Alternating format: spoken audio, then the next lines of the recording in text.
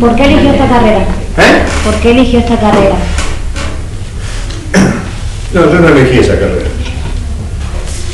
Yo soy técnico químico del Politécnico. Hice 3 años de ingeniería química, tengo la mitad de la carrera de ingeniería química hecha en la Universidad de Santa Fe. En esa época no había en Rosario facultad de química en Rosario. Estaba la tecnológica, pero yo quise estudiar ingeniería en Santa Fe, me fui a Santa Fe 3 años. En Santa Fe comencé la militancia política, en el rubro de la parte de política estudiantil, y me fue interesando la política. Cuando volví a Rosario, para disgusto y displacer de mis padres, dejé la carrera de ingeniería y estudié ciencia política. Y me recibí de licenciado en ciencia política. Como siempre fui un gran lector, siempre me gustó leer. Es imposible, por lo menos yo concebí imposible la política sin el estudio de la historia de las ideas, lo cual inexorablemente nos lleva a uno al campo de la filosofía.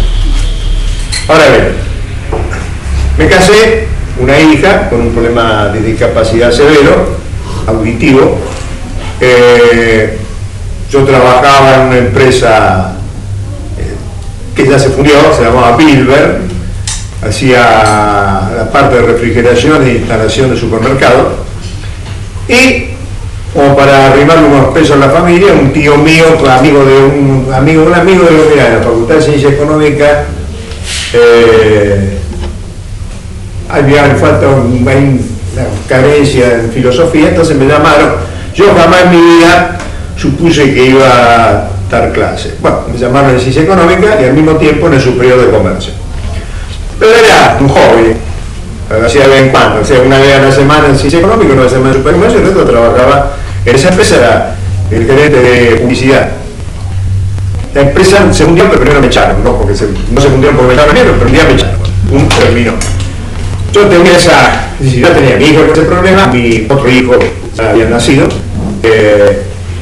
y había que mantener la familia. Entonces me compré una Renauleta, un Renault 4, y empecé a vender juguetes y ropa, por Rosario y por los pueblos. Y mientras tanto me cambiaba y iba a la clase de la universidad y al colegio. Me fui interesando más, pero aparte fracasé también en la venta. Puedo vender ideas, pero cosas concretas veo que no puedo vender. Fracasé en eso y, digamos, gente amiga me fue acercando la posibilidad de nuevas cátedras en la Facultad de Ciencia Económica. Lo tuve desde marzo de 1975 a octubre de 1988 en la Facultad de Ciencia Económica, la cátedra de Introducción Filosófica de Ciencias Sociales, y después era adjunto de una cátedra de Economía Política Mundial, que era del doctorado único de la Universidad de Rosario. Bueno, me comenzó a gustar y empecé a desarrollar un estilo que a algunos les gustaba y a otros les gustaba. Y bueno, me fui metiendo en la filosofía, cada vez profundizando más, pero nunca estudié filosofía desde el punto de vista formal, como tampoco nunca estudié pedagogía ni didáctica desde el punto de vista formal, jamás. Yo soy intuitivo, como todo intuitivo tiene sus ventajas y sus desventajas. La ventaja del intuitivo es que no, como es anarquista, no se atiene a las formas y a las estructuras, entonces le permite un nivel de creatividad mayor, pero por otro lado hace que a veces uno pierda tiempo, porque el recorrido en vez de ser directo es un poco más sinuoso. Entonces uno por ahí descubre ciertos secretos que tienen que ver con la filosofía, con algún autor, con alguna, ¿cómo se llama?, escuela, o con alguna técnica de trabajo en clase, que a lo mejor específicamente, si hubiese tenido una formación técnica más específica, lo hubiese sabido antes y mejor. Yo no creo en que uno esté destinado a algo, no creo en la vocación. Yo no creo en la vocación, yo creo en el trabajo. O sea, yo, por día, bueno, ya me jubilé me tenía que haber jubilado hace 6 años, pero me jubilaron hace 3 años. Y para mí el trabajo es el docente, no está inspirado por Dios, ni está inspirado por el Espíritu Santo, ni está inspirado por nada. Lo único que tiene el docente es el trabajo. Y el trabajo es todos los días leer, analizar y respetar fundamentalmente al alumno, iniciándose eso con el respeto a sí mismo. Y el respeto a sí mismo es crecer cada vez más y cuestionar permanentemente los saberes que uno va teniendo. Si uno se acostumbra a decir que sí, nunca aprende nada, porque le está diciendo que sí a lo que otro dijo. Entonces uno tiene que aprender a desarrollar el no, o sea, la negativa, no porque soy infantil, no por la búsqueda de una alternativa, es lo que hacen ustedes el día que crecen, se separan de papá y mamá, en el sentido de decir, bueno, papá y mamá dejaron de ser héroes, por así decir, o mitos, y empiezan a tener un perfil humano. Entonces, por eso me digo, yo filosofía nunca estudié, ni jamás supuse que iba a terminar en el campo de la filosofía. La vida lo va llevando a uno por distintos atajos, y bueno, a mí me tocó ese, y lo tomé como yo creí que hay que tomar las cosas en serio y con trabajo, y con dedicación. ¿Qué es la filosofía desde su punto de vista? ¿Qué es la filosofía desde su punto de vista? Hay una vieja discusión. Hay una escuela que dice que la filosofía es la madre de toda la ciencia, es el saber supremo, es bueno. Y hay otra escuela que dice que la filosofía es una de las tantas manifestaciones ideológicas para justificar el poder. O sea que la filosofía es un conjunto de pensamientos, de ideas que se hacen para justificar el poder. Con lo cual lo más importante no es la búsqueda de la sabiduría en el sentido, digamos,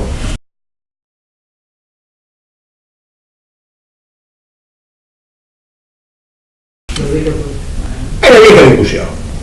Hay una escuela que dice que la filosofía es la madre de toda la ciencia, es el saber supremo, es bueno. Y hay otra escuela que dice que la filosofía es una de las tantas manifestaciones ideológicas para justificar el poder.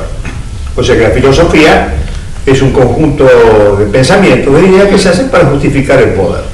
Con lo cual lo más importante no es la búsqueda de la sabiduría en el sentido, digamos, filosófico, sino la búsqueda del poder.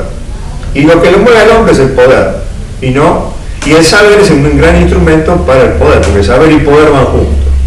Eso viene de la filosofía griega, siglo VI a.C. O sea, el poder lo tiene el que tiene el saber. O sea, los otros no tienen el poder. Los otros son instrumentos del que tiene el saber. Yo con el paso del tiempo cada vez estoy más convencido de que la filosofía es un instrumento ideológico para la justificación del poder.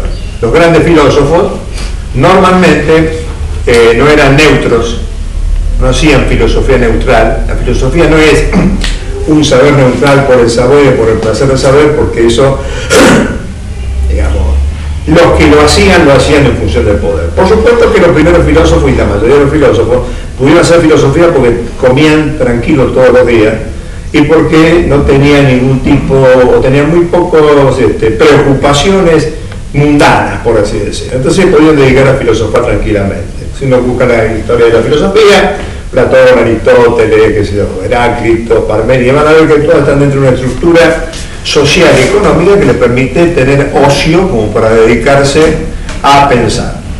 Entonces, para mí la filosofía, insisto, es uno de los tantos instrumentos que hay para la justificación del poder. Abre un universo en el sentido de que permite, digamos, ir un poco más allá en el saber, de ciertas limitaciones, o sea, de ciertas urgencias que pueden tener otras disciplinas. Pero como yo no hice filosofía como carrera, nunca me presenté por una cuestión, qué sé yo, jurisprudencia, nunca di clases en una facultad de filosofía. Yo siempre di clases de filosofía en facultades en las cuales filosofía era una especie de adorno del arbolito.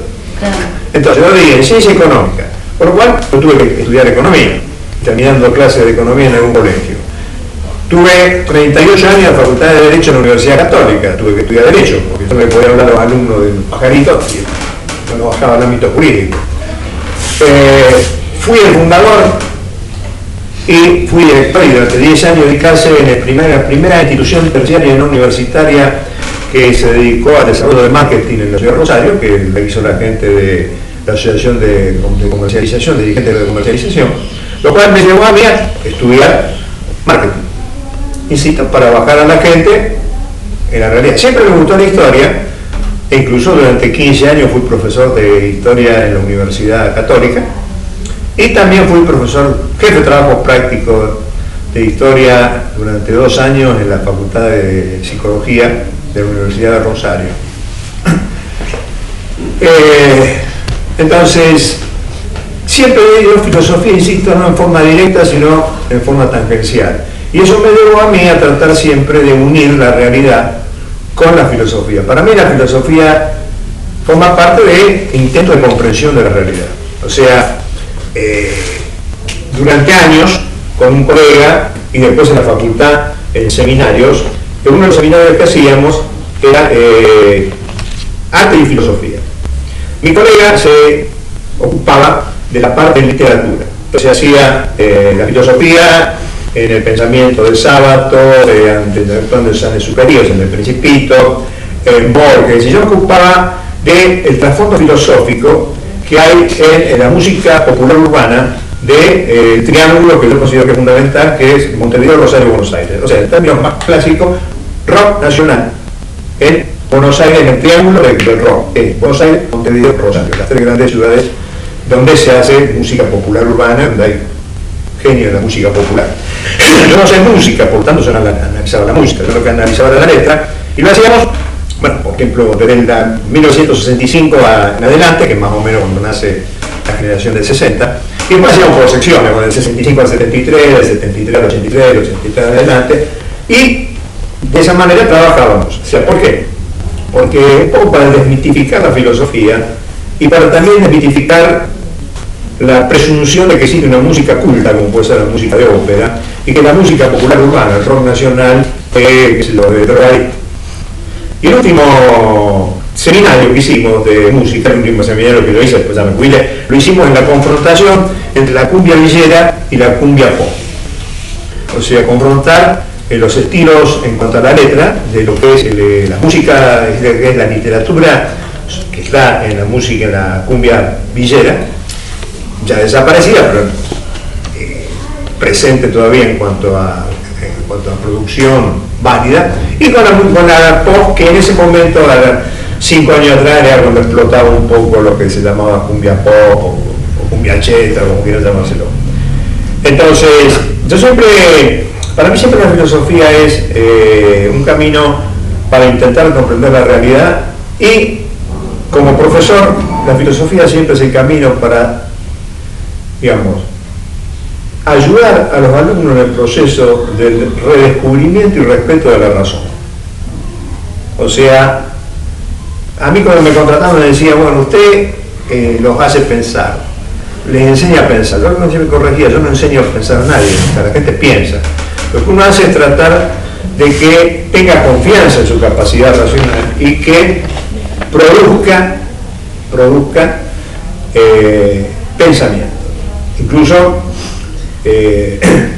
cuando yo daba clase, yo siempre digo que cuando empecé a dar clase hablaba mucho, y cuando terminé de dar clase no hablaba casi nada. Con el paso del tiempo yo cada vez hablaba menos. Siempre lo primero que le decía a los alumnos: tenías un grabador, yo no dicto, grábenme, después me desgraban, y les decía, si en la grabación ustedes ven que de repente hay pozos de silencio, eso es positivo, significa que ustedes están pensando. Entonces los alumnos me decían cualquier cosa, decían que la Tierra es cuadrada y tiene un cucurucho con zamballón en el medio. Yo escribí en el pizarrón, la Tierra es cuadrada. Bueno, señor, ahora argumento. O sea, nada está bien ni nada está mal, prima facie. También le decía lo siguiente: la opinión de ustedes a mí no me interesa. A mí no me interesa lo que ustedes opinan. Porque la opinión, voy a ser urbano, es como el sobaco izquierdo. Todos tenemos uno, y el del otro es el que huele mal. Entonces, en ámbito intelectual, la opinión no, es una hipótesis de trabajo. La hipótesis de trabajo es que el mundo es rectangular y tiene un cucurucho en el medio. Entonces, ¿qué hay que hacer con una hipótesis de trabajo? Tratar de demostrarla. Si no se logra demostrar, se hace una llave y se dice momentáneamente este camino no es el adecuado. Yo les decía a los chicos siempre lo mismo: no vengan con el liquid paper ni el tachar, porque todo lo que ustedes ocultan con la química son errores que van a volver a cometer. Entonces ustedes hacen una llavecita y ponen: este camino por tal y tal motivo no es el camino adecuado, punto. Porque después van a estar repasando, si tacharon todo, van a seguir adelante. Entonces, eso es lo que uno aspiraba. Yendo al campo teológico, probablemente ustedes lo recordarán, un hombre llamado Moisés, que fue el que recibió la tabla de Dios en el Sinaí, Bueno, después fue a liberar al pueblo de Israel que estaba cautivo de Egipto, y lo persigue el faraón. Primero le liquida todo, las 7 plagas, es lógico que el faraón lo persigue, le destruyó todo, hasta el patanico.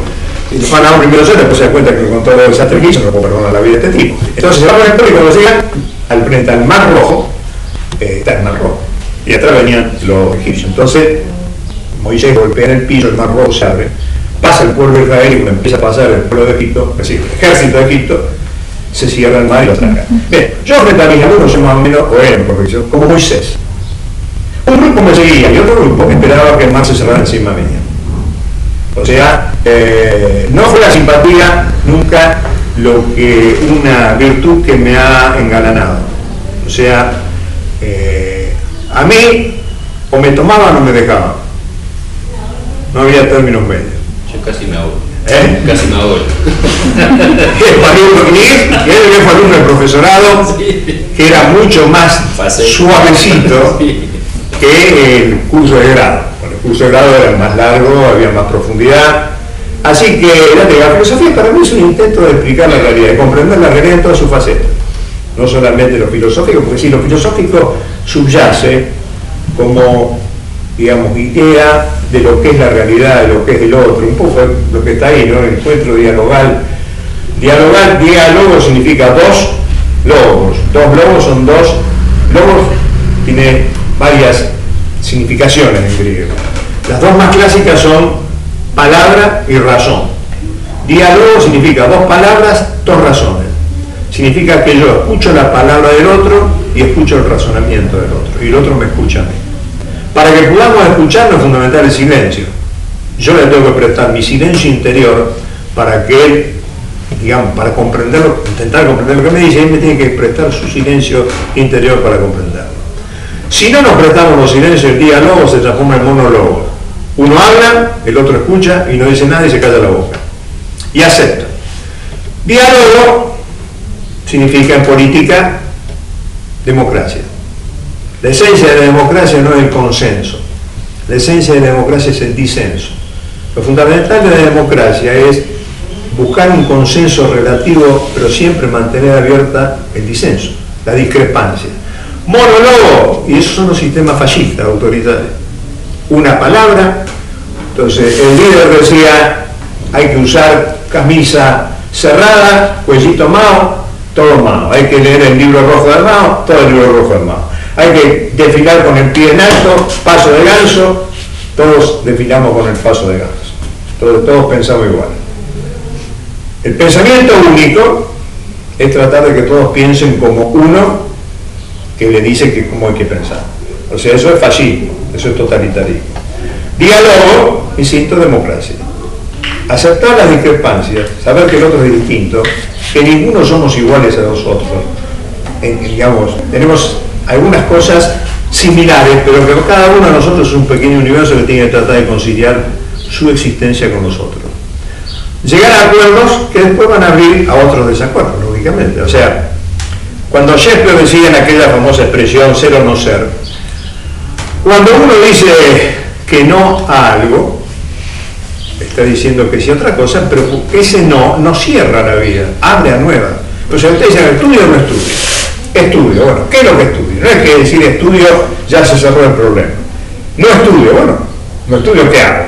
O sea, cada confrontación de ser o no ser, por así decir, no cierra ningún problema. En el único lugar donde se resuelven problemas, en el único lugar donde, digamos, se encuentran resultados en la matemática. En la vida no hay resolución de problemas, los problemas no se solucionan. Hay circunstancias en la vida que se van superando, pero siempre hay problemas. La vida sin problemas no existe, salvo cuando esté muerto. Entonces no hay vida. Bien, ¿otra pregunta? Otra. ¿Qué yo? ¿La filosofía te saca de la realidad? Estoy medio sordo. Es culpa del tío de los primos, sí. Si la filosofía te saca de la realidad. ¿Dice qué? Si la filosofía te saca de la realidad. ¿Se saca de la realidad? Sí. Saca. Sí, lo saca de la realidad. En función de lo que acabo de decir, todo lo contrario. La filosofía tenés en la realidad. Salvo, decir, salvo algún diletante, alguno que quiera escaparse, pero por eso necesita la filosofía. La realidad me saca la filosofía, me saca la droga, me saca el fútbol, le saca el dinero. Sí, en función de lo que acabo de decir, todo lo contrario. La filosofía tenés en la realidad. Salvo algún diletante, alguno que quiera escaparse, pero por eso necesita la filosofía. La realidad me saca la filosofía, me saca la droga, me saca el fútbol, me saca el Tinelli, me saca Pasión del Sábado, hay muchas cosas que me sacan de la realidad. Sí, claro. La filosofía es todo lo contrario. La filosofía es peligrosa porque me lleva a la realidad y me compromete con la realidad. Por eso los sistemas fascistas siempre persiguen la filosofía, porque el filósofo es un personaje conflictivo. Insisto, el camino del filósofo es el camino de la negación, y el que niega siempre es una persona conflictiva. Sí. ¿Cómo te llamas acá? Preguntaron. ¿Cómo? ¿Cómo te llamas? ¿Cuál es su nombre? Yo, Sí. Rubén. Ay, no, que me abuelo. Lo llamamos Rubén. Alberto, el apellido Amiel. Amiel. Miel con una A adelante. Amiel. Apellido de ascendencia judía. Si bien mi abuelo se casó con una católica y como toda la familia se desarrolló del lado del catolicismo, en origen es apellido judío. Digo por la duda que hay algún antisemita para que se sienta molesto por mi presencia.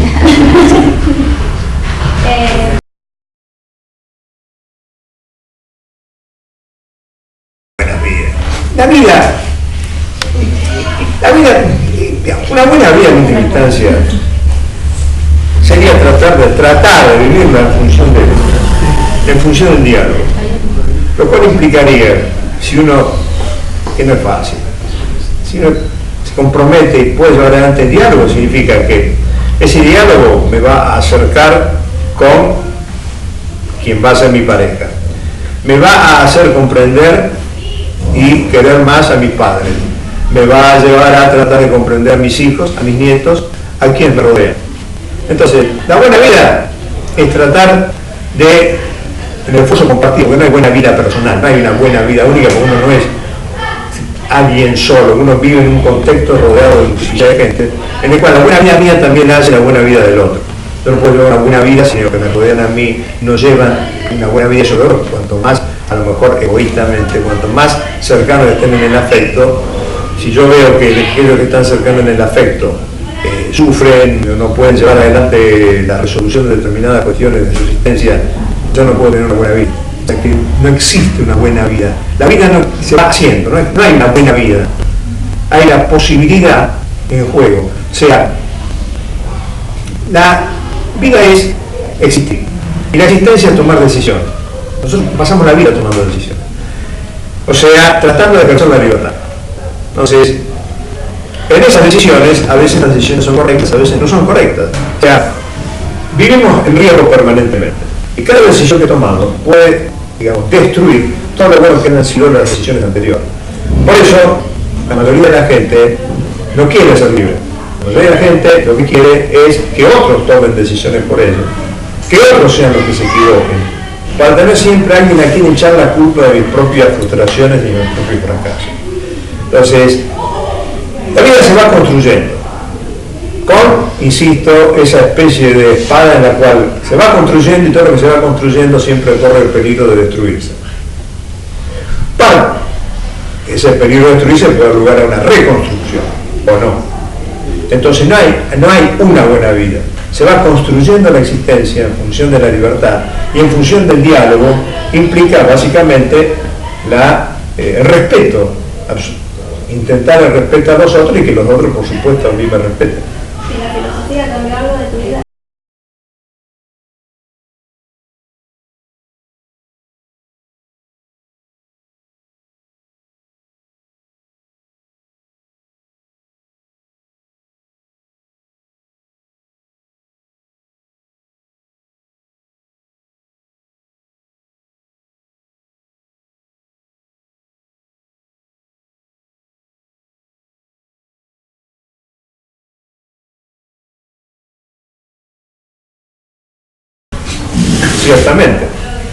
Ciertamente. Primero, me permitió una salida laboral que yo jamás hubiese supuesto en el cambio de la filosofía, el cual es una faceta. Educación, sin posibilidad de salida laboral no es buena educación. Educar a la gente y no darle instrumentos para que se puedan insertar en el campo laboral con alguna eficiencia es un fracaso.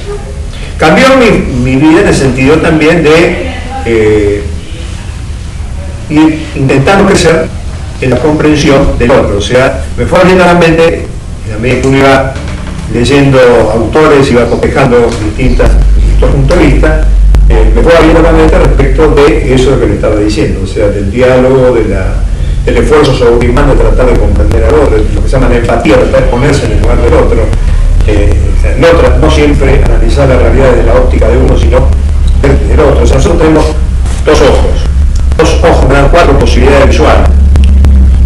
O miro con los 2 ojos, que es una perspectiva, cierro los ojos, es otra perspectiva, un ojo abierto es una perspectiva, un ojo cerrado es otra perspectiva. O sea que reducir el análisis solamente un punto de vista es antinatural. O sea, el análisis tiene varias facetas y siempre uno tiene que tratar, en cuestiones existenciales, de ponerse en el lugar del otro para ver por qué el otro actúa de tal manera o cómo el otro a mí me mira. O sea, cómo soy yo frente al otro, cómo me presento yo frente al otro. Porque una cosa es lo que uno supone que el otro supone de uno y otra cosa es lo que el otro cree realmente de uno. O sea, alguien dijo que nosotros somos una mezcla de lo que somos, lo que creemos que somos y lo que los otros creen que nosotros somos. Entonces, yo creo que toda, digamos, profesión, toda actividad que se tome como profesión, cambia la vida. Porque la profesión es dedicarse con pasión a algo. Y así como yo con la filosofía tuve una actitud pasional, dedicarse con pasión, que es a la computación, o dedicarse con pasión a la venta de cotillón, o sea, todo aquello que se hace con pasión, todo aquello que uno ve que no lo hace forzado, uno ve que de alguna manera le va permitiendo ir abriendo el universo sus posibilidades, eso es positivo y le va cambiando la vida. Ahora, vuelvo a decir lo que yo considero siempre que es la filosofía, o más que la filosofía, la actividad docente, esfuerzo y trabajo. O sea, en el caso estudiar, analizar, leer aquellos que escriben cosas que a mí no me gustan, porque si siempre escucho a los que dicen lo que yo quiero escuchar, entonces discutir con los libros. Hay gente muy querida que su biblioteca, los libros parecía que nunca habían sido leídos y lo había leído porque pasaban 30 o 40 años y los libros estaban impecables. Yo me siento con una viroma, me siento con un fibrón y los libros no los destruyo, pero le hago anotaciones, le hago rayas. Insisto, todo aquello que se tome con pasión y que sea o que lleve a que esté basado en el respeto del otro, cambia la vida para bien. Si lo tomo en función de no respetar al otro, cambia la vida, pero para mal. Entonces no puede decir que se dedica al narcotráfico, también lo puede hacer con pasión, pero es una pasión dedicada a la destrucción. O sea, fundamental es tener en cuenta que en el poco tiempo que a uno le toca estar de este lado de la raya, lo que decía Janusz Korczak, un maestro del gueto de Varsovia, judío, lo llevaron a un campo de concentración, y daba clase a los chicos en un campo de concentración y era muy amigo el líder del campo de concentración. Entonces cuando lo van a llevar a los hornos para quemarlo, a los chicos, el otro dice, bueno, usted lo salva, a vos te salvamos. Y Korczak dijo, yo soy el maestro de mis alumnos. Y Korczak acompañó a sus alumnos y murió gaseado y después quemado en Auschwitz. O sea, Korczak decía, el mundo que yo dejo sea mejor que el mundo que yo recibo. Y yo creo que eso es una de las cosas que uno tiene que tratar de hacer y que de alguna manera a lo mejor se acerca a una buena vida. Que el mundo que yo dejo, por lo menos en el contexto inmediato, de la inmediatez mía, porque yo no puedo cambiar cosas que hacen a lo profundo del mundo, sea mejor. O sea, un poco lo que planteaba Sócrates. Los alumnos tienen que superar a sus maestros, como los hijos tienen que superar a sus padres. El mayor La mayor alegría de un maestro es ver que su discípulo lo ha superado, que es mejor que él. Cosa que es dificultosa porque entra ahí orgullo personal, pero bueno.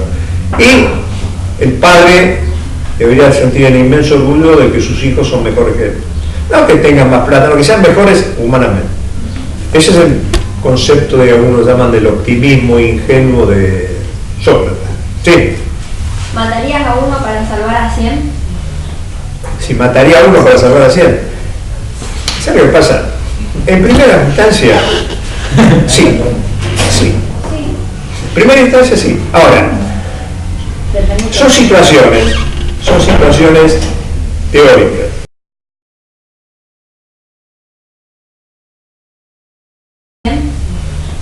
Si mataría a uno para salvar a 100. ¿Sabes lo que pasa? En primera instancia, sí. En primera instancia, sí. Ahora, son situaciones teóricas. Hay que ver en la realidad qué es lo que sucede. Uno podría decir, sí, ahora habría que analizar, ¿qué uno en función de qué 100? ¿Cuál es el contexto? Pero es, digamos, como consideración general, sí, la muerte de ese uno va a traer el beneficio de los 100, sí. Ahora, básicamente ese uno tengo que ser yo. ¿Te matarías vos? Exacto. A la persona no. Básicamente, lo primero de la decisión es si yo voy a tomar la decisión de salvar a 100 muriendo yo. Porque tomar la decisión de salvar a 100 matando a otro, digamos que tiene cierto ámbito de tranquilidad. Eso se hacía mucho en los campos de concentración. Es decir, bueno, ¿querés salvar la vida? Bueno, indicame 10 o 15 a cuál hay que matar. En el pensamiento de un filósofo llamado Karl Jasper es que introdujo en el mundo del pensamiento a la categoría analítica de situaciones límites. Es una expresión que a veces usted todavía se sigue usando, una situación límite. Bueno, la situación no es la situación de límite, es la muerte, pero no mi muerte, sino la muerte del otro. Y la situación límite relacionada con la muerte más terrible es cuando uno toma la decisión de que el otro sea el que muera. Cuando ponen en mis manos la vida del otro, él la tuvo en función de su mujer, él no decidió. Pero lo primero que tengo que ver es si yo entregaría mi vida para que se salvasen 100. Porque entregar la vida del otro para que se salven 100, digamos que es un problema menor que si yo entregaría mi vida para que se salven 100. Si esos 100, si la vida de esos 100, si la entrega de mi vida por esos 100 es altamente valorativa, sí, bueno, el pensamiento de Sócrates de alguna manera también Sócrates, o sea, ante la posibilidad de escaparse o de quedarse, eligió quedarse, y ante la posibilidad de quedarse la boca o quedarse y tomar el veneno, morir envenenado, él decidió morir envenenado, no lo envenenaron.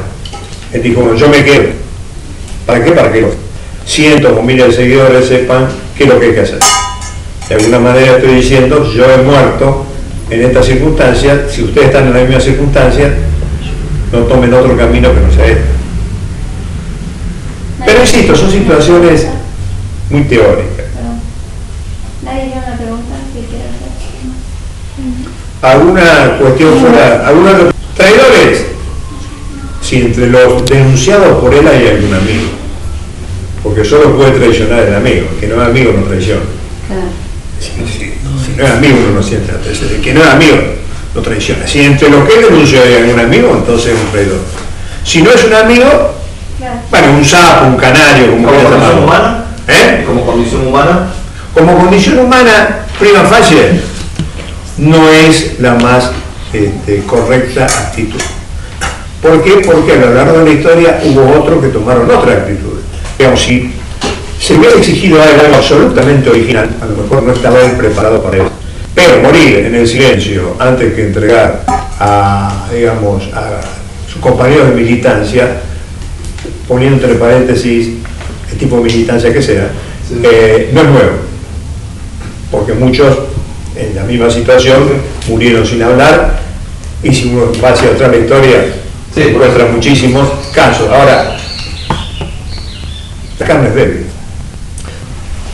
¿Qué pasó por la mente de cuando denunció, sabiendo que iban a ser chupados, la mayoría iba a morir, aún hablando, porque tampoco lo que hablar. Depende de qué momentos se le perdonaba la vida, depende de qué momento te lo subía al avión también. Pero en primera fase era una actitud, digamos, no positiva, por no decir mala, marqueante o deplorable.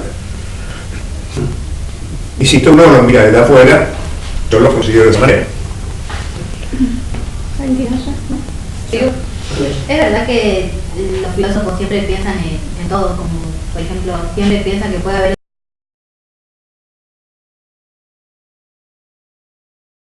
La filosofía no es una.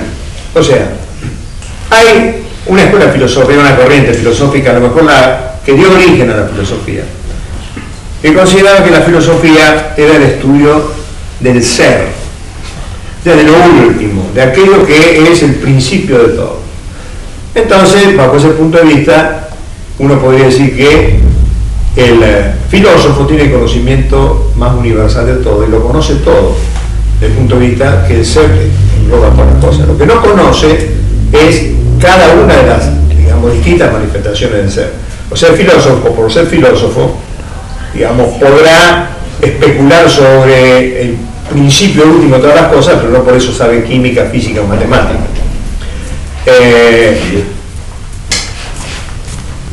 Cuando uno hace filosofía, toma conciencia del límite. Y si hay un límite, hay dos partes. Nada limita con una sola parte. Es decir, si hay un límite, hay algo que está más allá del límite, porque si no el concepto de límite no tiene sentido. Entonces, cuando uno toma conciencia del límite, ahí vienen decisiones. Hubo filósofos que dijeron, este problema no me interesa. Y no hablamos de ahora, hablamos del siglo VI antes de Cristo, ¿no? O sea, el mundo, ¿hay algo antes del mundo? Bueno, Heráclito dijo, el mundo fue, es y será. O sea, antes del mundo, nada. Después del mundo, nada. Es decir, siempre el mundo estuvo. Entonces hay un problema menos. No me preocupo si antes de, ni me preocupo si después de. Me preocupo a partir de esa hipótesis de trabajo. Eso fue tomado por varios. Después en el siglo XIII, XIV, XII, XI hubo una discusión respecto a las palabras. Si las palabras que nosotros usamos reflejan cosas, no reflejan cosas. Y si reflejan cosas, ¿dónde está lo que refleja la palabra? Es una discusión que todavía sigue, ¿no? O sea, una discusión de 10 siglos, que se inicia con sobre la filosofía, es una discusión de 26 siglos que todavía sigue. Las palabras, y si las palabras, ciertas palabras que nosotros usamos, representan algo que existe o que no existe. Por ejemplo, libertad. ¿Alguno de ustedes puede sacar de su bolsillo la libertad? No. Los derechos. ¿Alguno de ustedes puede traer los derechos? ¿Alguno de ustedes puede demostrar al niño con mayúsculas? ¿Alguien puede poner sobre la mesa el niño? Entonces, ¿de qué hablamos cuando hablamos? ¿Y en qué pensamos cuando pensamos? Y nosotros cuando pensamos siempre con palabras. Es una discusión muy profunda que sigue. Bueno, una escuela dijo, eso no es el problema. Las palabras son lo que son. No discutamos sobre si representan. Bueno, o sea que en la historia de la filosofía ha habido esas decisiones, digamos, de hipótesis duras. Algunos dicen, no, como tenemos un límite, me preocupo ir más allá del límite a ver qué es lo que hay. Algunos lo que hacen es correr el límite. Por ejemplo, la teoría del Big Bang va corriendo el límite, porque para que haya un Big Bang tiene que haber un Big y un Bang, porque si no, no hay Big Bang. Si no, hay que aceptar que viene de la nada, lo cual ningún científico lo va a aceptar. Entonces la teoría del Big Bang es ir corriendo hacia atrás. Como la teoría atómico-molecular, que nació en el siglo VI a.C., bueno, el átomo era la última partícula material indivisible. Bien, eso fue doctrina hasta fines del siglo XIX, principio del siglo XX. Empezaron las partículas subatómicas, se fue corriendo el límite. Hoy el límite tiene la energía, o sea, pero siempre en la escuela aceptan que existe un límite. Y si aceptan que existe un límite, queda siempre la posibilidad de ir más allá del límite, o el intento de ir más allá del límite. Ahora, lo que pasa es que la inmensa mayoría de las escuelas, ante el límite, o lo corren, o si no, ya dan, digamos, partida a alternativas que van más allá de lo filosófico, hacia otra forma de pensamiento que tiene que ver con lo religioso. Entonces ahí ya entra un universo en el cual la razón lógica no tiene respuesta, y entran otro tipo de razones.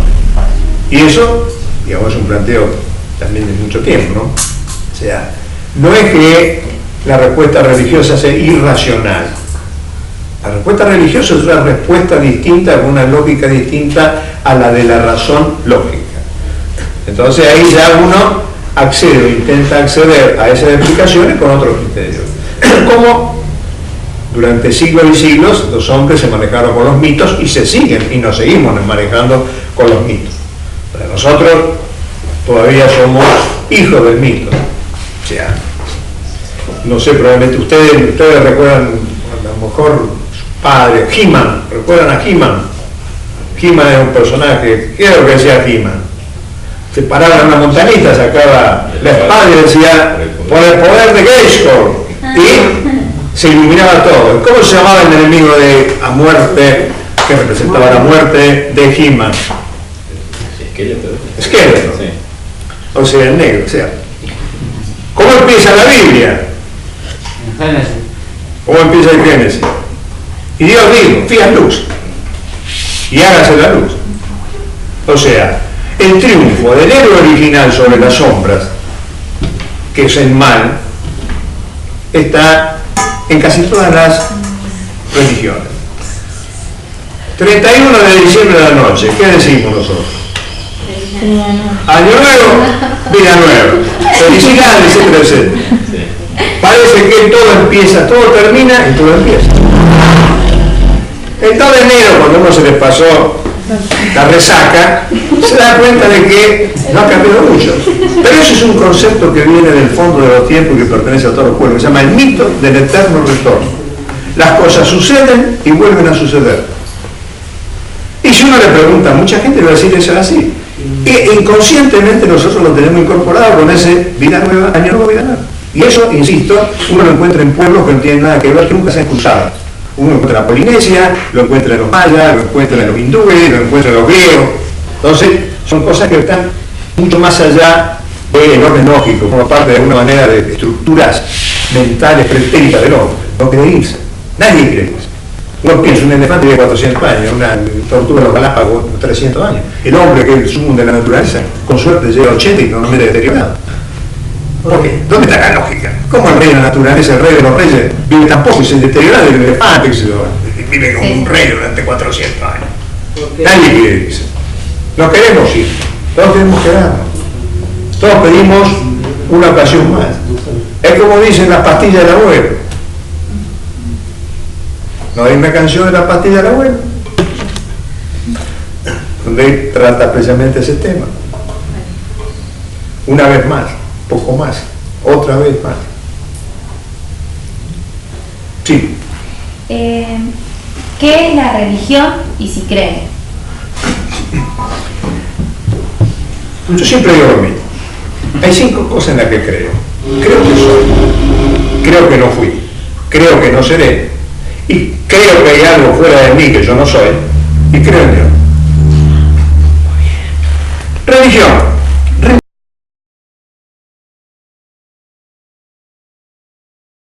Hay 5 cosas en las que creo.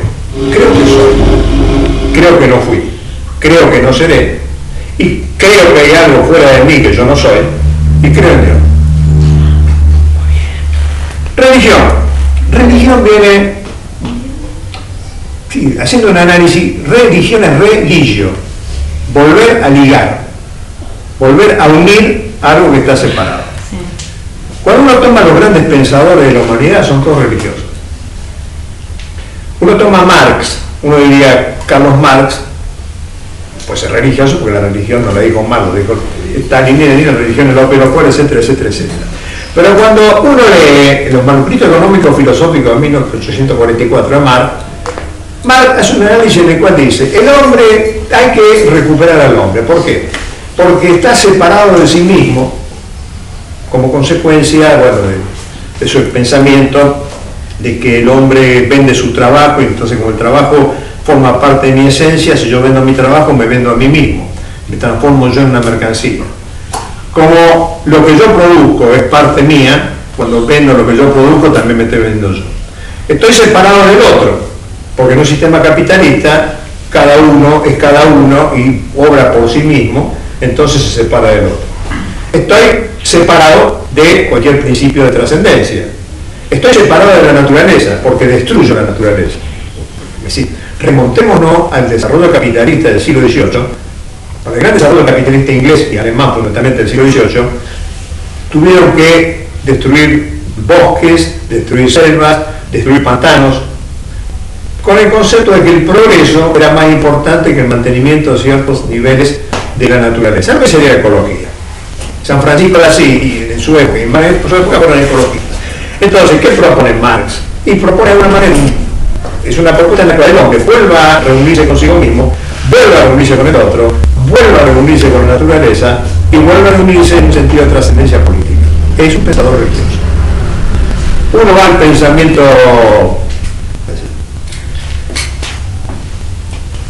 de Renato Descartes, no encuentra nada distinto también. No va al pensamiento de Rousseau, el buen salvaje, la sociedad no hace malo, hay que tratar de volver, no a ser un buen salvaje, pero hay que tratar de reorganizarlo en función de la destrucción que nos dio la sociedad. Un pensamiento religioso. No hay pensamiento no sea religioso. Hay un gran autor marxista, psicólogo, Erich Fromm, que fue famoso en su época, ya murió, decía que el hombre es religioso por naturaleza. ¿En qué vuelca su creencia? La puede volcar en un perro, en un árbol, en un ser imaginario supernatural, en la amistad, en un conjunto de ideas. O sea, el hombre necesita algo a lo que aferrarse para profundizar el sentido de su existencia. No creo que esté equivocado. No sé si contesto o no contesto. Sí. ¿Puedo hacer una pregunta? Sí. El hombre necesita algo a lo que aferrarse para profundizar el sentido de su existencia. No creo que esté equivocado. No sé si contesto.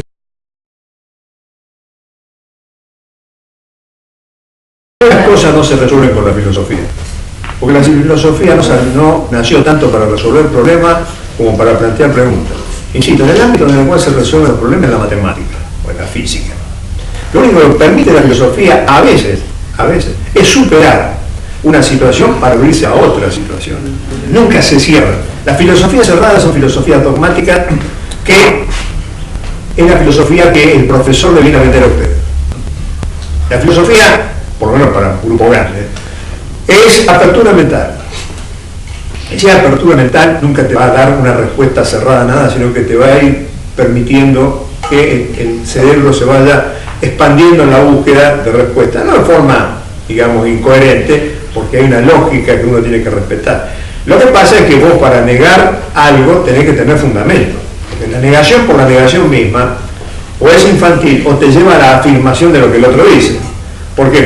Porque menos por menos que te da, más. Entonces, si vos te oponés a otro, le decís que no y no le das ningún argumento, le estás dando la razón al otro. Entonces la filosofía, por eso es lo que llaman la filosofía del no, que es una vuelta, dicen a Sócrates, es decir no, pero buscar. Y esa búsqueda es incesante. No termina nunca, porque la vida nuestra es limitada y las preguntas y las cuestiones que van surgiendo son ilimitadas. Son ilimitadas, o sea, insisto, cada respuesta que uno da es un universo que se abre. O sea, si tuviésemos solamente una puerta, no seríamos libres, porque nos veríamos obligados, por así decir, a abrir esa puerta. Normalmente tenemos 10, 12, 100 puertas delante nuestro. Elegimos una. Aunque hayamos elegido bien, en el fondo nos queda a nosotros ese resabio y decir, a lo mejor la de al lado era mejor. Y si elegimos mal, ni hablar. Entonces, la filosofía, uno siempre dice a los alumnos, acá no estamos para dar respuestas. Usted quiere dar respuesta a su vida, cómprese los libros de Coelho, los de Bucay, qué sé yo, esos libros de autoayuda, ahí le van a dar respuesta de todo. Con eso está todo bien, está todo fenómeno. Acá lo que tenemos es, venimos a complicarle la vida, no a solucionarle la vida. La vida la tiene que solucionar usted, no se la tengo que solucionar yo. Yo ya sé, lo que yo sé no sé, lo que uno pretende que el otro busque su camino de solución. Yo no vengo a solucionar la vida a nadie. Uno le decía siempre a los alumnos, si alguna vez ustedes me dicen que no entendieron nada, vayan a hablar con el cura, vayan a hablar con el psicólogo o vayan a la obra social. Con el cura, porque tiene un problema espiritual que le impide comprender. Con el psicólogo, porque hay un problema son psicosomáticos que le impiden comprender. Y a la hora social, porque es un neurólogo, porque usted tiene algún problema grave en la cabeza, usted no puede no entender nada. Entonces, insisto, la filosofía está para complicar la vida, no está para solucionar la vida a nadie. Por eso la gente en general se aleja de la filosofía. Sí. Porque, insisto, Te hace pensar. uno busca tranquilidad, uno busca respuestas claras y concretas. Y bueno, Lo fácil. Lo fácil. Y eso, la filosofía te hace pensar. Sí, lo fácil, lo que los otros me dicen, porque es lo que dije antes, si yo hago lo que otros me dicen y la cosa sale mal, la culpa la tiene el otro. Uno siempre busca a alguien en el cual descargar las cosas. ¿Por qué? Porque se siente más tranquilo, porque al fin y al cabo las decisiones no son mías. Y bueno, eso es lo que Eric Fromm llamaba el miedo a la libertad. El miedo a la libertad es, como la libertad es riesgo y es incertidumbre y es relatividad, entonces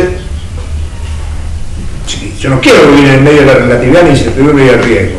Yo quiero estar tranquilo, entonces que otro tome decisiones por mí. Ahora, si otro toma decisiones por mí, estoy renunciando a ser libre. De ese esquema, renuncio a ser libre, renuncio a existir.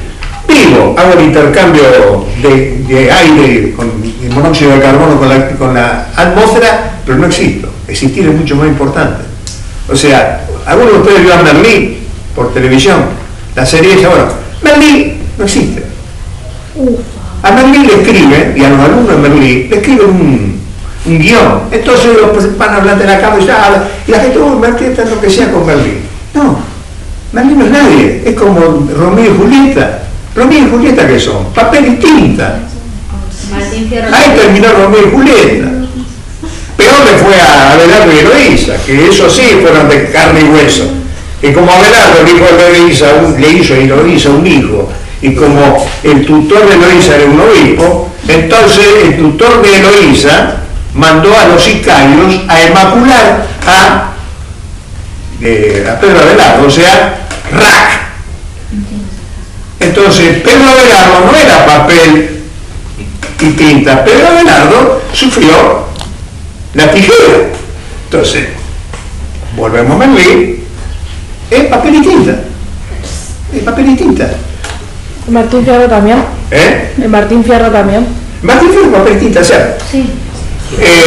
Le llevo 10 a la profe, el Quijote de la Mancha, el papel y tinta. ¿Quiénes son los grandes? José Hernández. El grande es José Hernández. El grande es Miguel de Cervantes Saavedra. Como dice el Quijote, no lo dice el Quijote, dice Miguel de Cervantes Saavedra, como dice Martín Fierro, no lo dice Martín Fierro, lo dice José Hernández.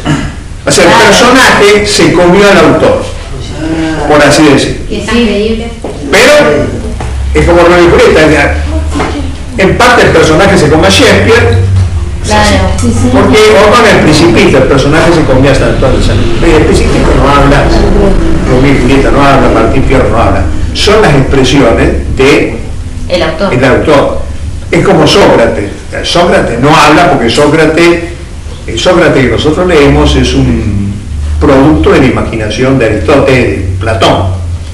Entonces no importa si existió o no. En Sócrates, sí, existió un señor Sócrates, no tiene nada que ver con el que Platón refleja en sus obras, porque la idolatría de Platón es su maestro.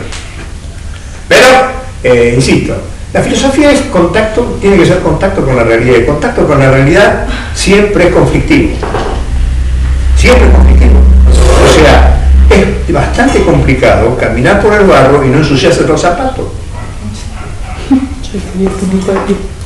Arbolito. Si mal no recuerdo. Encontré la solución, darás una bolsita. ¿Alguna otra cuestión? ¿Alguien tiene alguna pregunta? Bueno.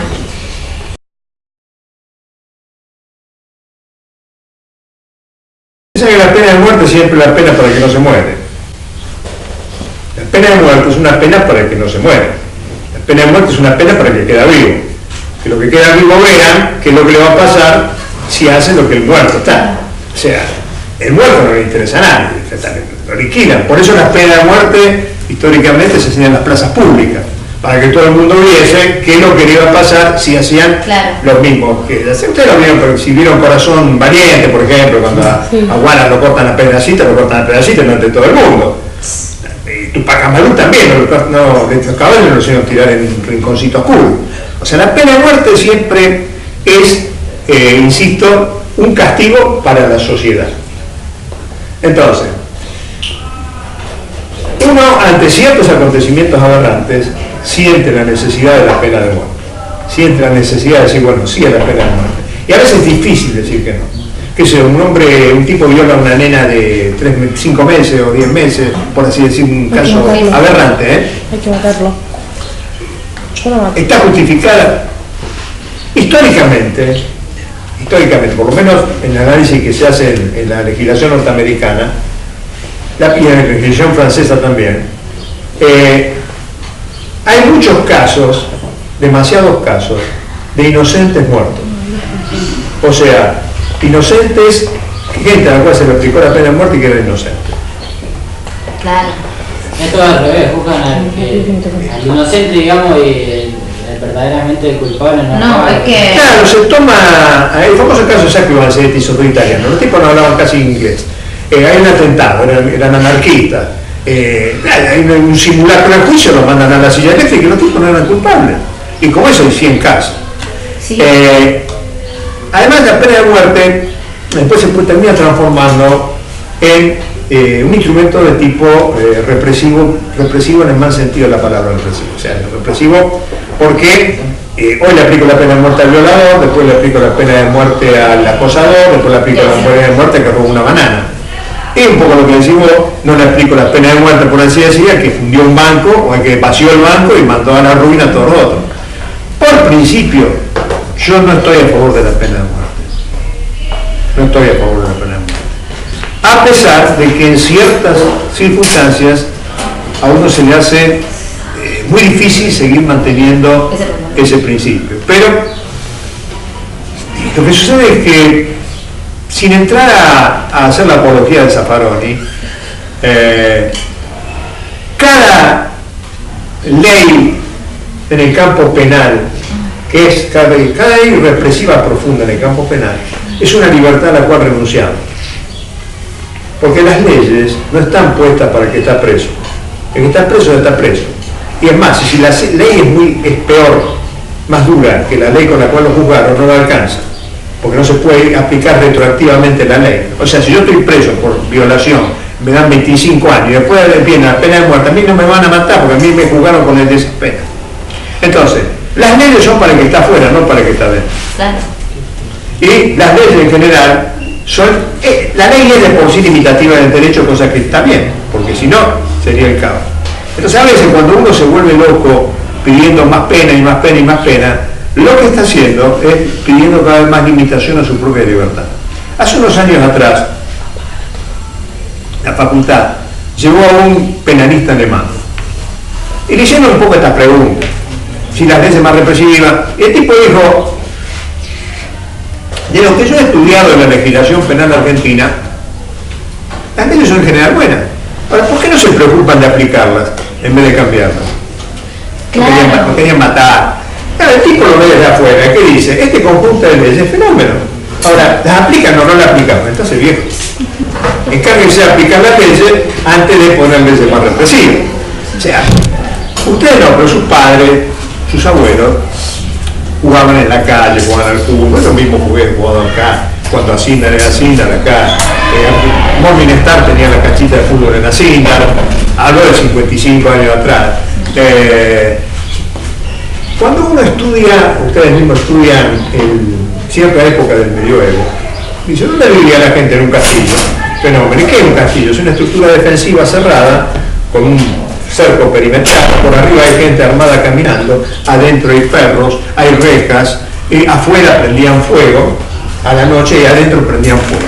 Bien, entonces uno le pregunta a los alumnos: ¿existen los castillos hoy? No, bueno, ¿existe alguna estructura en la cual esté cerrado, haya un cerco perimetral, gente armada, luces adentro, luces afuera, perros grandes y rejas? La cárcel, bien. ¿Algún otro lugar? Y alguno dice: ¿y el barrio donde vivo yo? Yo vivo, qué sé yo, en Cadaqués, no yo, ese. Sí. Yo vivo en Cadaqués. Y tenemos la guardia afuera, es un barrio cerrado, todo reja, perro, luces. ¿Ha cambiado nada? Cuando ustedes ven las princesas, por así decirlo, los cuentos de príncipes, viven en palacio, no viven en castillo en general, a veces en castillo. Bueno, el palacio y el castillo son dos cosas absolutamente distintas. El castillo implica una sociedad en donde no hay seguridad, una sociedad en la cual la gente tiene que defenderse, por eso están las luces, están los perros, están las armas, están los cocodrilos, están las rejas. El palacio, lo que más importante del palacio eran los jardines. El palacio es abierto, hipótesis de una sociedad en la cual la seguridad evidentemente estaba más que garantizada. Bueno, esos son los análisis que hay que ir haciendo. Entonces, no hace falta ir al medioevo para encontrar una sociedad cerrada, un castillo. Está acá, un barrio privado, y un barrio no tan privado, ustedes mismos. Uno juega en la calle. ¿Ustedes juegan en la calle en general o en la calle pasan, o no ven la hora de llegar a un lugar seguro? Y el lugar seguro, en la casa de ustedes, ¿tienen perros? Los perros son perritos falderos, chiquititos, cujitos. Sí. No. Los Rottweiler. Es decir, cuando uno tenía 15 años, Lassie, como dicen, dicho, más bueno que Lassie. Los perros Lassie, los Collie, eran casi un juguete. Y después, perros complicados, había muy poco. Los Rottweiler, eso ni existían. Todo eso es indicativo de que hay un cambio profundo en la sociedad. Las rejas, ¿qué eran las rejas hace 50, 60 años atrás? Eso no significa que antes se viera ni mejor ni peor, es un análisis de la realidad. 50 años atrás era una decoración la reja, hoy no es una decoración. Ustedes ven el libro 1984 de George Orwell, que fue escrito en 1945, 46, 50. Orwell era un gran anarquista, que escribió, su obra más conocida es Rebelión en la Granja, que no es un cuento para nenes, sino que es una parábola sobre la Revolución Rusa y sobre todas las revoluciones. Bueno, en 1984, escrito en 1950, se habla del Gran Hermano, o sea, el hermano grande, el Big Brother, que controlaba el movimiento de toda la gente. ¿Cómo se llama un programa de televisión muy famoso hace no mucho tiempo? El Gran Hermano. Sí. ¿Y en qué consiste el Gran Hermano? Meto una cámara de televisión y todo el mundo, los reality. La esencia del reality es el Big Brother de aquella película, sobre todo el libro mejor que la película, 1984. El Gran Hermano controla la vida de todos.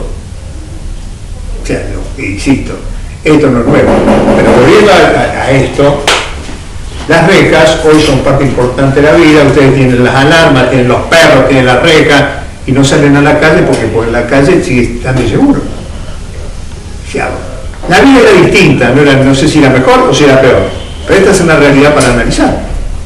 Antes no es que no existieran las cosas, porque cuando dice hay que volver a los valores del pasado, ¿qué valores son los valores del pasado? No sé, porque amistad hoy existe, traición existía antes,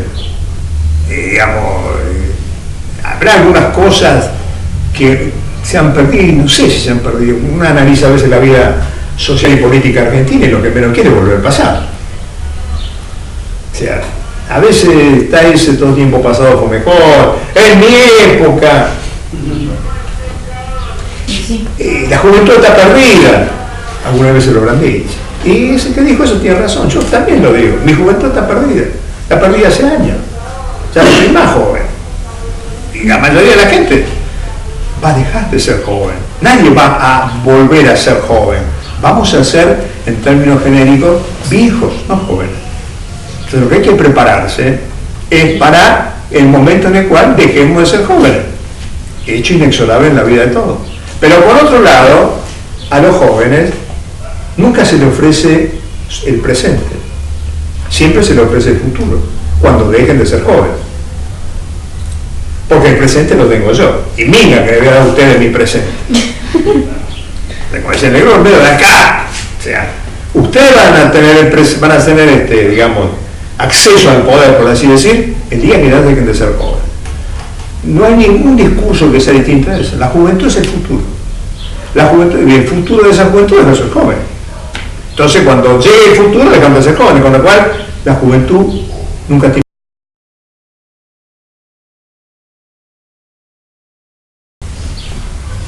como siempre, por principio, no estoy a favor de la eutanasia, por principio. Ahora, puede haber ciertas circunstancias en las cuales la eutanasia sea el hecho indicado. Hay que analizar bien detalladamente esa situación para no volver a caer en procesos de eutanasia masiva como un medio de control de la natalidad. Si uno se vuelve siempre autorreferencial, cuéntalo de uno. Yo recibía hace años, ya por la década, principio de la década del 70, una revista del Fondo Monetario Internacional que se llama Finanza y Desarrollo. Se la mandan a cualquiera, yo tenía 28 años, o sea que no me la mandaba porque yo fuera un economista. En esa época la mandaban por correo gratis. Finanza y Desarrollo, en una de sus, como insiste el Fondo Monetario Internacional, trataba el tema del control de la natalidad. Ya en esa época, que se había hecho un estudio para controlar la natalidad de la paloma por los problemas en los aeropuertos, que también es la natalidad de las gaviotas, porque las gaviotas y las palomas eran chupadas por las turbinas y podían ocasionar, de hecho habían ocasionado más de un accidente. Habían llegado a una conclusión: el problema no es la paloma, el problema es el palomo, porque la paloma queda embarazada, el palomo sigue embarazando. Entonces no hay que hacer control de la natalidad en la paloma, hay que hacer control de la natalidad en el palomo. Llevado al hombre, no es pastilla para la mujer, fundamentalmente es castración química o física, lo que sea, del hombre. Y llevó adelante un proyecto en la India. Cada uno que quisiera hacerse una vasectomía, o sea, cortar los canales seminales, se le daba determinada cantidad de dinero y una radiotransistor. Estamos en 1970, fines del 60. Una radiotransistor era como un celular, como una computadora. ¿Qué? Es una computadora de muchísimo, un iPad, qué sé yo, 24. Y no funcionó. ¿Por qué? Porque la estructura paternalista que hacía, si el hombre deja de tener hijos, pierde su virilidad. Si pierde su virilidad, pierde su poder. Entonces, la eutanasia es una, y en otra de la finanza de desarrollo era el análisis de cuánto le cuesta a un matrimonio tener un hijo, y decir, los primeros 15 años de vida del hijo. Razón por la cual llegaba a la conclusión de que hay que tener un solo hijo, por los miles de dólares que se perdían. La eutanasia, insisto, si uno la toma bajo otro punto de vista, puede ser un fenomenal medio de control de población. Eliminamos a los viejos. Eliminamos a los viejos y le sacamos encima un problema a los jóvenes y a los maduros. ¿Por qué? Porque dentro de esa lógica, el viejo no produce, sino que consume. Como el viejo no produce y no consume, desde el punto de vista social se asemeja a un parásito. Entonces, ¿qué tiene que hacer el cuerpo con el parásito? Expulsarlo. Entonces, ¿qué tenemos que hacer con la gente grande en cierto momento? Expulsarlo. Algo de eso planteaba Nietzsche ya en su momento, cuando era el consejo para médicos, en el cual decía los médicos no tienen que alargar la vida, sino lo que los médicos tienen que favorecer la vida, y favorecer la vida es hacer que los que ya están en la decadencia, sacarlo del juego. Entonces la eutanasia podría transformarse masivamente en un medio de control de la natalidad. Como insistir, yo por principio estoy en contra de la eutanasia, lo cual no significa que en ciertas circunstancias puede ser la eutanasia un camino apropiado. Habría que ver muy delicadamente las circunstancias.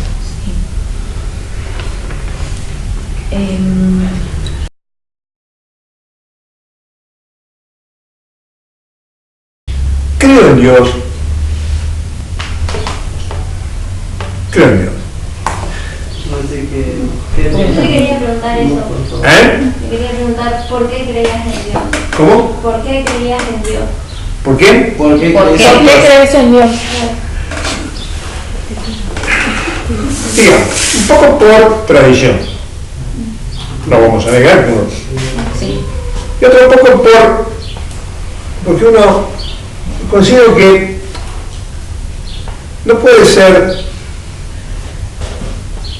digamos, que el hombre sea lo único ni lo último. Digamos, tiene que haber algo, debe de haber algo que esté más allá.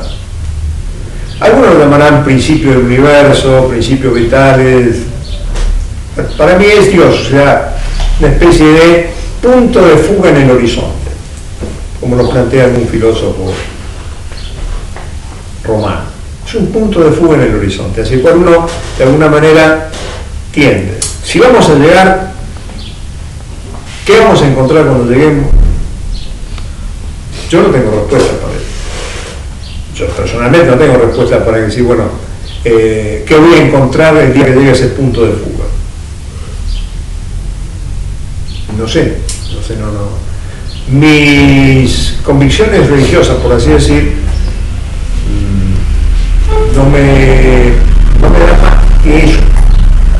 Un punto de fuga en el horizonte hacia el cual nosotros nos proyectamos. Puede ser que sea esa última luz de la cual suelen hablar varios que han estado en instancia de muerte y que no han muerto, no sé. Ahora, si hay vida después de la muerte, no, yo no creo. Si llamamos, hay que ver a qué llamamos vida.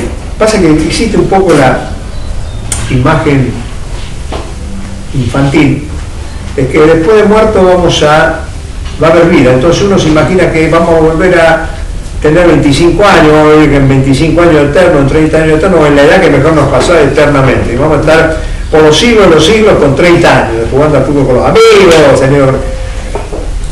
Eso es, en todo caso, pedagogía para chicos, para que se acerquen y después lentamente ir desarrollando criterios más profundos. Yo creo fundamentalmente que hay que preocuparse de la raya para acá, más que de la raya para allá. Tenemos que preocuparnos por el mundo y por qué es lo que hacemos en este mundo, más que si en el otro mundo hay o no hay o deja de haber. Sin a lo mejor perder la esperanza que pueda haber, pero preocuparse por uno acá y por el resto de lo que uno puede preocuparse de este lado, porque si no es escaparse. Es escapar de la responsabilidad, es escapar de los problemas, que a veces uno quiere escaparse porque lo desbordan los problemas, se siente cansado. Pues ¿cómo puede ser que me toquen todas a mí? Por así decir. No en mi caso, en el caso de gente que uno conoce. Entonces, lo que no creo es en la religión como escapatoria. Así, bueno, este es un valle de lágrimas, sufran acá, aguántense acá, porque después mañana esa no creo. Esa no creo, es una justificación ideológica de la explotación. O sea, no son religiones verdaderas. O sea, nadie vino a decir, bueno, señor, aguántensela, porque dentro de 20 años, 40 años, 100 años, 200 años va a vivir, su alma va a vivir. Eso siempre vino bien para justificar la explotación. Cualquiera sea la religión, porque no solamente el catolicismo plantea un más allá, el islamismo, el budismo también de su manera, pero insisto, no creo en ese sentido. Yo me preocupo más por el más acá, porque aparte sé que cada vez estoy más cerca del más allá. Si bien todos estamos cerca, porque como dice Heidegger, la muerte es la certeza incierta, o sea, todos sabemos que vamos a morir, pero no sabemos cuándo.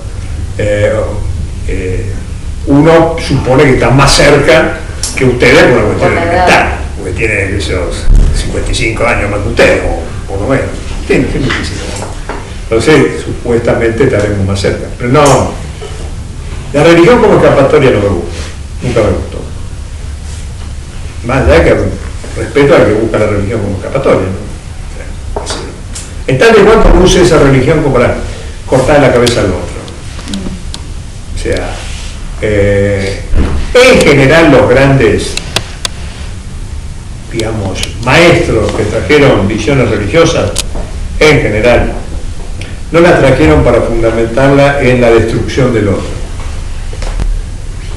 No es que, digamos, el Islam, Mahoma haya dicho que la esencia de la religión es matar a que no seamos metanos, o que Cristo haya dicho, señores, vayan a las cruzadas a cortar cabeza, y aún en el Antiguo Testamento no creo que el Dios del Antiguo Testamento es medio complicado. Sí.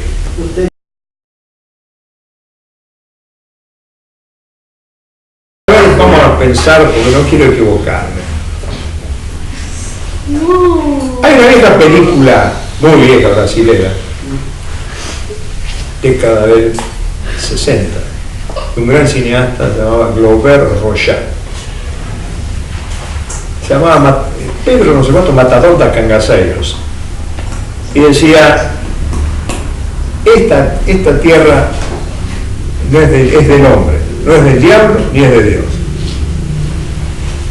Creo que el infierno y el cielo están acá. O sea, de alguna manera podemos ir en parte construyendo nuestro propio cielo y nuestro propio infierno. Si uno, como decía antes, de la buena vida, más o menos tiene algunos momentos, como la felicidad, los buenos momentos de buena vida parecen casi el cielo. Y otros momentos son un infierno. Ustedes saben que la felicidad son pequeñas gotas a lo largo de la existencia. Nadie puede ser permanentemente feliz porque estaría en un estado de estupidez mental. No bueno decir felices siempre, no, porque hay 130 millones de pequeñas cosas que van aguando nuestra felicidad. Entonces si el infierno y el cielo son lugares en los cuales me van a mandar si me porto bien o mal, no creo en eso. No. Creo que el infierno y el cielo de alguna manera lo vamos forjando nosotros en nuestra existencia. Y todos vivimos a media agua entre nuestro propio cielo y nuestro propio infierno. O sea, nosotros tenemos el infierno dentro nuestro también, porque todos sabemos que tenemos cosas que a veces cuando uno se mira en el espejo lo que ve no le gusta, y también sabemos que tenemos cosas que son altamente positivas. Un pensador alemán-italiano, Romano Guardini, decía: el hombre no es ni bueno ni malo, el hombre es débil, y en su debilidad puede alcanzar las cumbres de del bien, o puede hundirse en el abismo del mal. Y de alguna manera nosotros somos eso. Piénsense ustedes son capaces de grandes cosas, pero también son capaces de pequeñas cosas, y han hecho grandes cosas y también han hecho pequeñas cosas. Esas pequeñas cosas son un poco el infierno que van labrando, creo, y esas grandes cosas son el cielo que van labrando, creo. Insisto, nunca pontifiqué ni nunca pretendí que lo que yo dijese fuese tomado por los otros como la palabra. Es simplemente la óptica de la cual analizo yo la realidad. O sea, el cielo y el infierno dentro de uno, no afuera. Porque aparte, ponerlo afuera es volver, insistió, a buscar los responsables afuera mío. Y decir, bueno, voy al cielo, portate bien, portate mal, portate bien, portate mal. En última instancia, llega un momento, sobre todo en época de decadencia, en donde aquí llamamos portarnos bien y aquí llamamos portarnos mal. Un alumno que está sentado ahí, pasivo, callado durante 4 horas, para el profesor probablemente es un buen alumno. Y un tipo que está ahí a lo mejor echando la guina, inquieto, probablemente es un mal alumno. Pero después del momento de ver cuál de los dos realmente ha capta o siente en profundidad la educación, aquel que está echando la guina lo sienta más que el otro. Entonces, ¿quién es el buen alumno? Normalmente el buen alumno es el que jode poco, el que copia mucho, el que le repite al profesor lo que el profesor quiere escuchar. Y el mal alumno, ¿quién es? Bueno, el que por ahí se aburre en clase, ya sea porque se aburre porque no le interesa, se aburre porque lo mandaron, se aburre porque tiene un problema, o el chata no le gusta hablar con el vecino, que yo tengo un nieto que tiró que tiene 5 años, y me tengo en el colegio, yo siempre le decimos a la madre, mi hija, vamos a tener que dar el pelote con Santiago, el tipo es social, va, viene, se va a otro curso, vuelve, y la maestra está en preescolar, todavía hay drama, pero el día que está en preescolar va a empezar el drama. Por algún motivo, yo a veces en clase dependía, cantaba, sabía cantar, canta mal, me han echado de todos lados, soy perro cantando, y hay que bailar también. Y uno decía, en preescolar, primer grado, segundo grado, tercer grado, los chicos cantan y bailan, vuelven a cantar. Algunos de ustedes, yo les pido que se ponga a cantar y no como invitados, sino como profesoría. Van a la cancha y gritan como desaforados. Pero algo, indudablemente la educación, va limitando aspectos de la creatividad y de la, digamos, del espontaneísmo. Va quitando eso. ¿Qué sé yo? Nos va metiendo cada vez más en un corset en el cual, bueno, insisto, hay cosas que son buenas, hay cosas que se supone que son malas. Pero volviendo al cielo y al infierno, que es un poco el origen de estas cosas, vuelvo a ser reiterativo, no creo ni en el cielo ni en el infierno como en lugares específicos.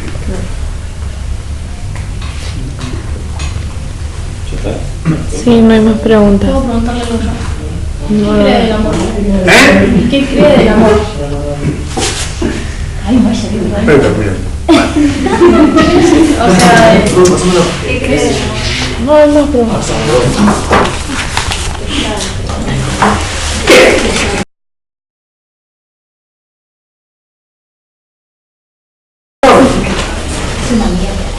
Voy a tomar palabras de otro. El amor es tratar en el diálogo de desarrollar las posibilidades del otro. Y ese amor abarca la totalidad. O sea, el amor al hijo, el amor al padre, el amor al amigo, el amor a la pareja, el amor a la profesión. Podemos ir a otro amor, el hombre y la mujer y la mujer, el hombre y el hombre.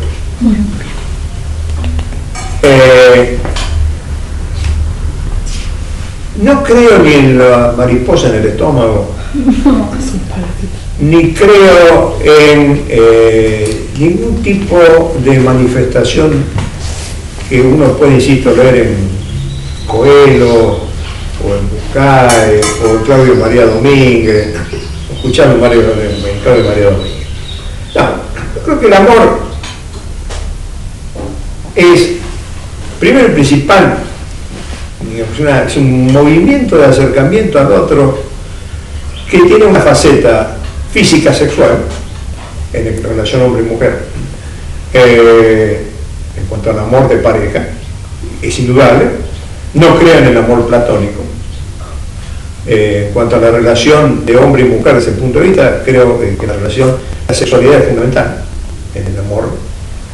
Tampoco creo que el amor y la sexualidad sean sinónimos, es una faceta, y creo que la verdadera sexualidad sin amor no existe.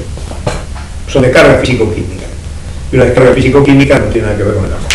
Y fundamentalmente el amor tiene que ver con el respeto mutuo, tiene que ver con el respeto mutuo y con la fidelidad. En el momento en el cual el respeto mutuo y la fidelidad se murieron, y bueno, cada uno se tiene que ir por su lado. No se tiene que seguir juntos por la cuestión del qué dirán los que están los viejos, lo que sea. Sí. Yo llevo 44, voy a cumplir 44 años de casado el 5 de julio, o sea, poco menos un mes. Por supuesto, con 44 años de casado he tenido no una, sino 100 discusiones,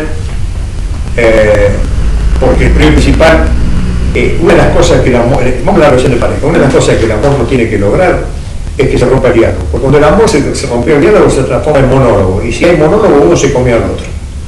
Una de las partes se fagocitó a la otra parte. Entonces, siempre el otro tiene que seguir siendo el otro. O sea, yo estaré enamorado de mi mujer, pero mi mujer es mi mujer, es ella, no soy yo. La media naranja, no.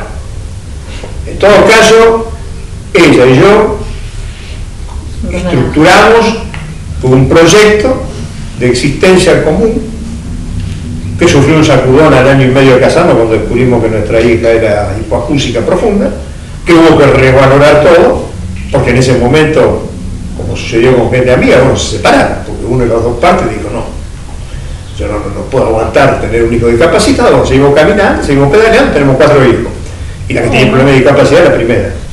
O sea que, está bien, cuando mi mujer se enteró que, así cuando nosotros nos enteramos que era discapacitado, mi mujer estaba de 7 meses de embarazo del segundo, podía haber votado, que sea. El tercero y el cuarto vinieron por decisión propia. Entonces, yo creo en el amor si está basado en eso, en el respeto mutuo, en la colaboración, en la fidelidad, y no en que uno es una parte, que uno es el todo. Es en el amor hay una unión, es una unidad en la diversidad. Se tiene que seguir manteniendo la diversidad. Y está basado también en el trabajo diario y en el sacrificio diario, en el cual no hay roles estereotipados que nunca tienen que ser utilizados. Yo soy fácil de dormirme, ustedes en cada 10 minutos me quedo dormido acá, y soy fácil de despertar, razón por la cual a la noche los hijos eran míos, O sea, si despertaba un chico, lloraba porque estaba cagado o tenía hambre, yo me levantaba, lo cambiaba, le hacía mamadera, se la daba. Mi mujer, ese era un poco, porque mi mujer también trabajaba, si los dos trabajábamos, ese era un poco, en determinado momento, digamos, el convenio, por así decirlo. Cosa que después siguió con los nietos, por supuesto, porque a mi nieto, si mi nieto se caga, lo limpia yo, espero que venga la madre a limpiarlo. Porque yo considero que es así, porque aparte es una tarea común. Si la educación de los hijos, el mantenimiento de la casa, son tareas comunes, no son tareas de una parte, sobre todo cuando la mujer trabaja, no solamente en la casa, que también es trabajo, pero otra trabaja afuera. Más allá de que uno tenía una ayuda de una abuela, de otra abuela que venía un rato, pero bueno, tampoco las abuelas vivían dentro de casa. Entonces también está esa colaboración en la tarea común, de elaborando, no existe el amor. El amor es una tarea, bajo ese punto de vista, es una tarea diaria, en la cual uno tiene que aceptar que más de una vez va a haber confrontaciones duras. Lo que no tiene que aceptar es creo yo, es la infidelidad, en el sentido, digamos, no solo en el sentido de que haya un tercero, en última instancia, sino en el sentido de que tiene que haber confianza. ¿Cuál es la base de la amistad? La confianza, la base de la amistad es la confianza. No puede haber amor sin amistad. O sea, entre ustedes hay gente que es amiga y se ama, y hay gente que no son amigas y no se aman. Hay gente con la cual la pasan mejor o la pasan peor. No significa que el otro sea malo. Significa que por algún motivo no se dio la posibilidad de ese acercamiento, que a lo mejor no se dio porque en ningún momento los dos se sentaron a hablar de algún tema que le pareció a uno y le pareció al otro que estaban enfrentados. Ahora, insisto, no hay una definición del amor. Y el amor también es una construcción, no hay algo, no hay un concepto de decir, bueno, esto es así. Hay una canción de un pésimo cantante, Arjona creo que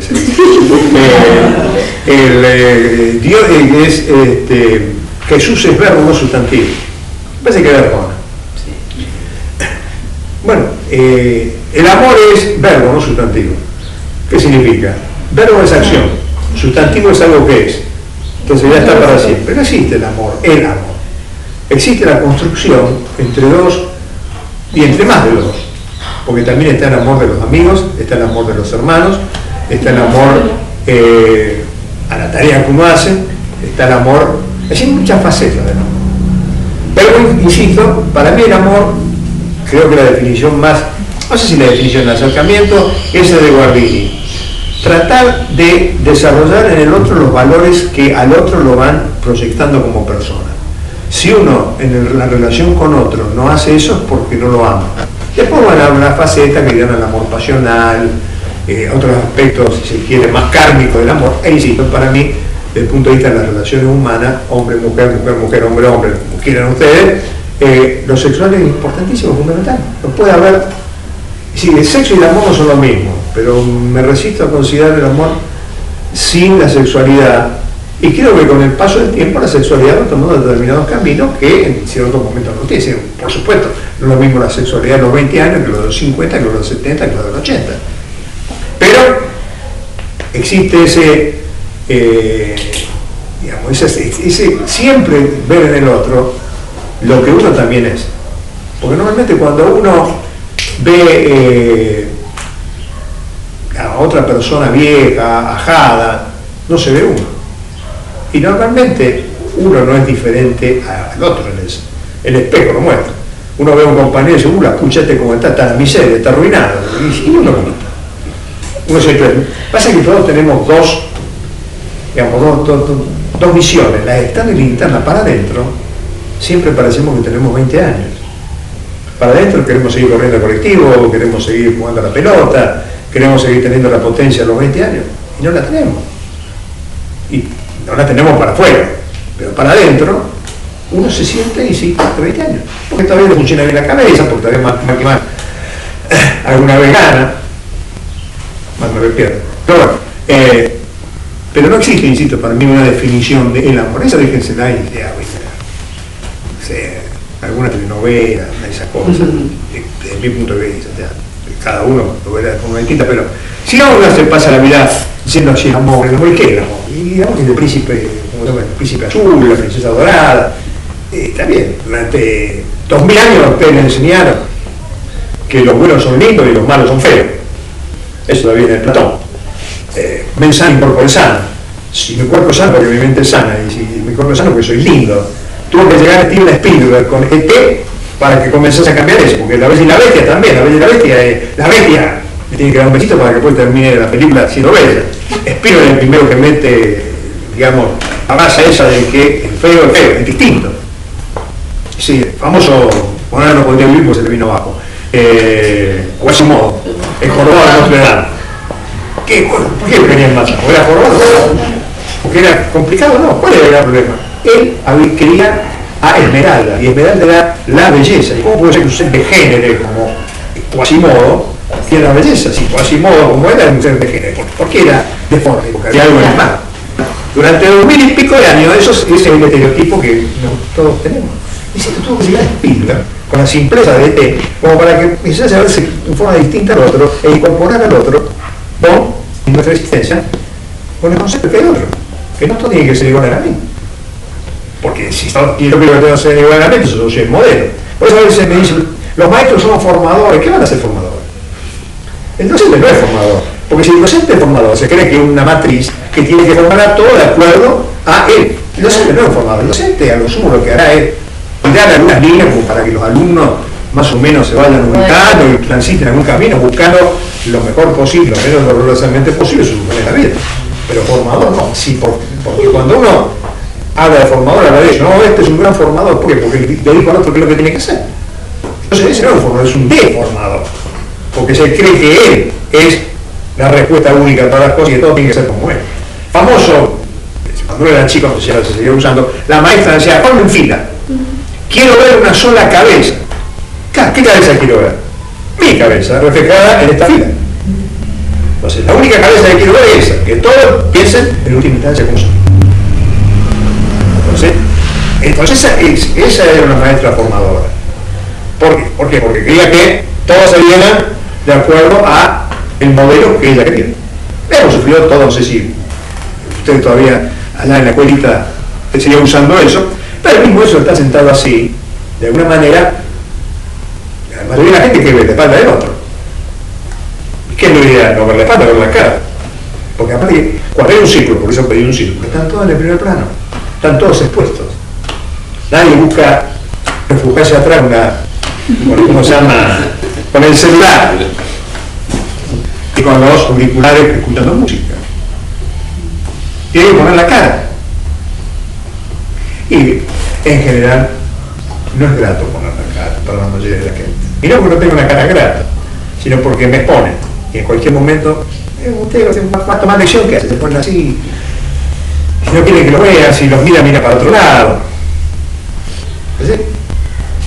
Sí, pero cada uno decía, hacer caso de lo que decís. Y si no te gusta estar acá, la puerta estaría atrás. Andate. Como ustedes se dan cuenta, no tiene ninguna bola que le ate ni los ovarios ni los testículos. Si quiere quedarse, puede quedarse, que no se va.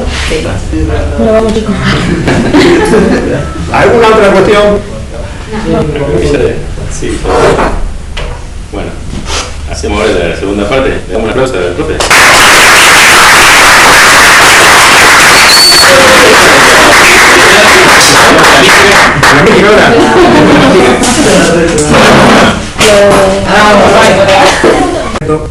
Usted va a tomar lección, ¿qué hace? Se pone así. Si no quiere que lo vea, si los mira para otro lado. ¿Sí? Sí, pero cada uno decía, hacer caso de lo que decís. Y si no te gusta estar acá, la puerta estaría atrás. Andate. Como ustedes se dan cuenta, no tiene ninguna bola que le ate ni los ovarios ni los testículos. Si quiere quedarse, puede quedarse, que no se va. Bueno, vamos, chicos. ¿Alguna otra cuestión? Sí. Bueno, hacemos ahora la segunda parte. Le damos un aplauso al profe.